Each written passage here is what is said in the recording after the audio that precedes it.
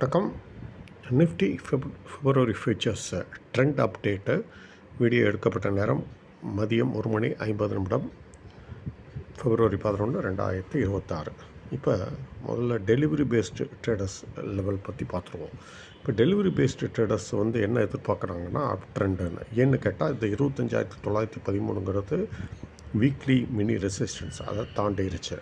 தாண்டினவுடனே இது அப் ட்ரெண்ட் என்று எதிர்பார்க்கலாம். சரி, இங்கேருந்து ஏறனா அவங்க என்ன எதிர்பார்க்குறாங்க அப்படின்னா, டெலிவரி பேஸ்டு ட்ரேடர்ஸ் 26,900.70 தொட்டு அப்புறம் கீழே இறங்க வாய்ப்பு என்று கருதுகிறார்கள். சரி, அதே சமயம் இங்கிருந்து இறங்கினால் என்ன ஆகும் அப்படின்னா 25,913 தொட வேண்டும்.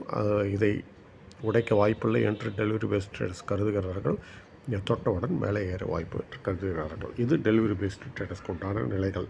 சரி, இன்ட்ரா டே ட்ரேட் பண்ணுறவங்க என்ன கருதுகிறார்கள், அவர்கள் எண்ணம் என்ன அப்படின்னு பார்த்திங்கன்னா, அவர்கள் எதிர்பார்த்தது என்னென்னா 26,089 கடக்கும்.